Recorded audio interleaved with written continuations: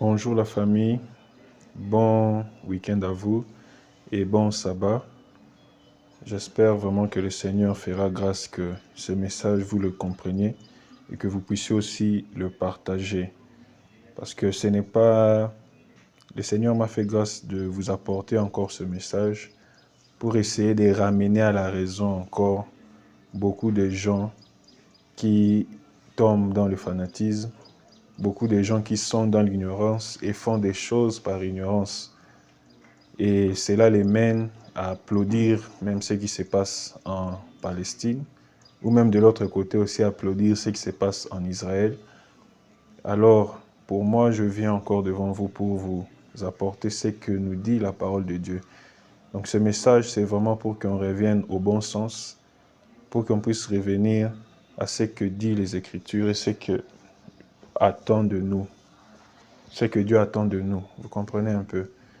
Parce que tout ce qui se passe là, nous regardons, we are watching.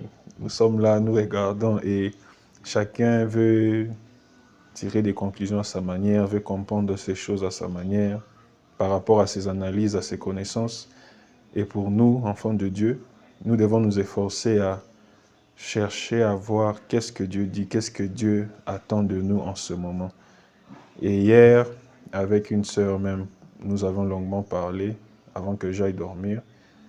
Et vraiment, mon cœur est meurtri quand je vois toutes ces vidéos des civils palestiniens bombardés par les Israéliens. Je le condamne fermement et je ne serai jamais pour cela. Et cela m'a valu aussi beaucoup de critiques. Il y a des gens, parce qu'il y a des gens qui voient ça bien, il y a même de ceux qui applaudissent. Et ce qui est pire dans tout ça, que ce sont encore des chrétiens, vous imaginez. Alors, on en parlera peut-être dans d'autres vidéos qui viendront. Mais vraiment, tout ce qui se passe là, essayons de marcher selon ce que dit la parole de Dieu. Et vous verrez que vous ne serez pas dans ces fanatismes. Vous allez combattre pour la justice et pour la vérité. Et déjà, cette justice ne va pas vous pousser à avoir un parti pris quelconque. Et c'est dans ce sens-là que hier, pendant que j'étais en train de prier, le Seigneur m'a fait voir les choses sous trois angles ou sous trois aspects. Les deux premiers aspects, c'est il y a une conjonction entre elles, donc le blé et l'ivraie, vous voyez. Et troisièmement, il y avait la nudité. La nudité, bon, tout le monde peut essayer un peu de dire ce qu'il pense, mais laissez-moi vous dire, c'est vraiment par rapport aux écrits. Et cela n'a pas aussi commencé maintenant. Parce que si vous regardez mes statuts, mes stories, vous verrez que ça fait déjà tant de mois que nous partageons de comment la cabale juive s'est infiltrée dans l'église chrétienne, ou même dite chrétienne. Et c'est une réalité. Et Dieu a dévoilé ça. Aujourd'hui encore, nous sommes encore dans une autre phase, un autre dévoilement, où on nous montre vraiment ce que fait subir Israël au peuple palestinien. Et il n'y a pas d'autre mot que crime pour qualifier cela. Et ce message a deux volets. Il y a la première partie, c'est vraiment adressé aux Israélites pour qu'ils comprennent. Si vous allez partager ce message, gloire à Dieu. Et l'autre partie, c'est aussi pour ceux qui se disent chrétiens ou même encore enfants de Dieu. Alors le principal passage est Osée 2, donc Osée chapitre 2, versets 11 à 15. Et il se seconde de Ésaïe 5, 4 à 9. Là, c'est comme je vous l'ai dit pour les Israéliens. Et pour nous, les chrétiens, c'est dans Ésaïe 1, donc chapitre 1, versets 16 à 17.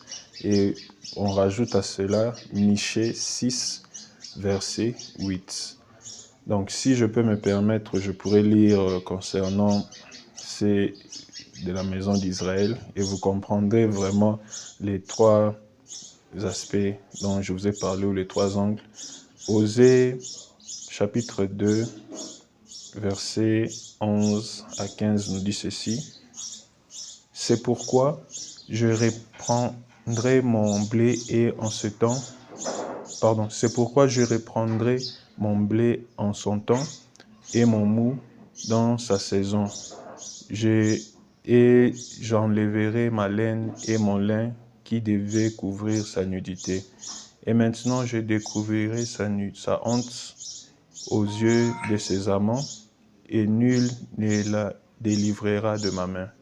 Je ferai cesser toute sa joie et ses fêtes, ses nouvelles lunes, ses sabbats et ses solennités. Je ravagerai ses vignes et ses figuiers, dont elle disait, c'est le salaire que m'ont donné mes amants. Je le réduirai en une forêt, et les bêtes des champs le dévoreront. Je les châtierai pour le jour où elle a encensé les Baals, où elle s'est parée des anneaux et des colliers, et de ses colliers, aller après ses amants et m'oublier, dit l'Éternel. Là, c'est pour, comme je vous ai expliqué, pour les Israélites. Et vous ajoutez aussi Ésaïe 5, chapitre 5, versets 4 à 9. Vous pourrez toujours lire à la maison parce que je fais aussi cet effort que cette vidéo ne soit pas trop longue. Et si nous pourrons lire Ésaïe chapitre 1, verset 16 à 17, la parole de Dieu dit, « Lavez-vous, purifiez-vous, ôtez devant mes yeux,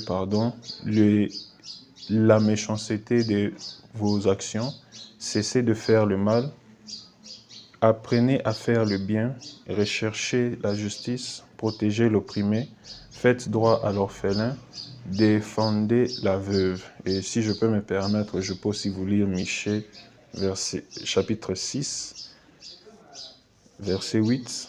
Il nous est dit, « On t'a fait connaître, ô homme, ce qui est bien, et ce que l'Éternel demande de toi, c'est que tu pratiques la justice, que tu aimes la miséricorde, que tu marches humblement avec Dieu. » Et comme je vous l'ai expliqué, vraiment c'est pénible ce qui se passe là.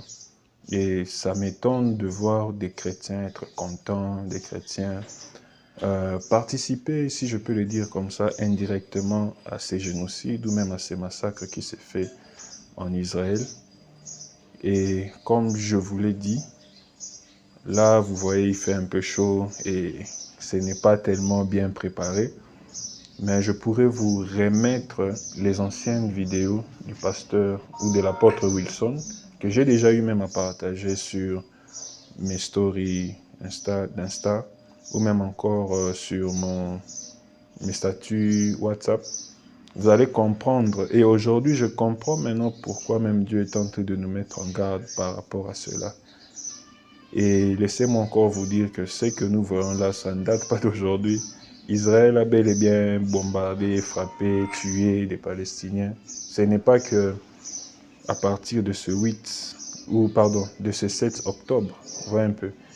Et une chose encore que j'aimerais vous rajouter, depuis le début du mois, le Seigneur m'avait aussi parlé ou même donné ces passages vraiment forts dans 1 Jean chapitre 4, verset 7. Vous pouvez aussi rajouter le 8e verset. Ça nous parle de l'amour. Et le 8e verset souligne ça vraiment que Dieu est amour. Et dans le 7e, vous comprendrez que pour tous ceux qui n'ont pas l'amour, la Bible nous dit qu'ils ne sont pas nés de nouveau, qu'ils ne connaissent pas Dieu. Et je vous laisse comprendre encore que nous devons faire tout pour éviter la haine. Un enfant de Dieu ne peut pas haïr son prochain. C'est même contraire. Donc, quand vous haïssez votre prochain, vous balayez tout. Les 10 commandements et même le résumé des 10 commandements que Jésus a donné. Tu aimeras le Seigneur Dieu de tout ton cœur et ton prochain comme toi-même. Vous balayez tout cela à cause de ces sentiments qu'on appelle la haine. Donc vraiment, enfants de Dieu, faites l'effort de ne pas avoir ces sentiments de haine, peu importe la raison. Parce qu'aujourd'hui, c'est très facile de trouver des raisons pour haïr l'autre. Au lieu de cela, faisons l'effort de nous pardonner Et encore ce beau passage de la Bible qui nous dit de rechercher la paix avec tous et la sanctification sans laquelle personne ne verra Dieu. Alors vraiment, vous voyez tout ce qui se passe là, ça vous fait déjà comprendre à qui on a affaire. Et laissez-moi encore vous rappeler en dernier lieu que je pense aussi, je suis sûr que en Israël, il y a les vrais enfants de Dieu aussi qui sont prisonniers de ces blés, de ce que la Bible appelle blé. Et c'est eux qui les retiennent et qui font tout ce que nous voyons là. Vraiment que Dieu vous bénisse. J'ai aussi fait beaucoup d'efforts pour que cette vidéo ne soit pas très longue. J'espère qu'elle vous sera utile. À plus.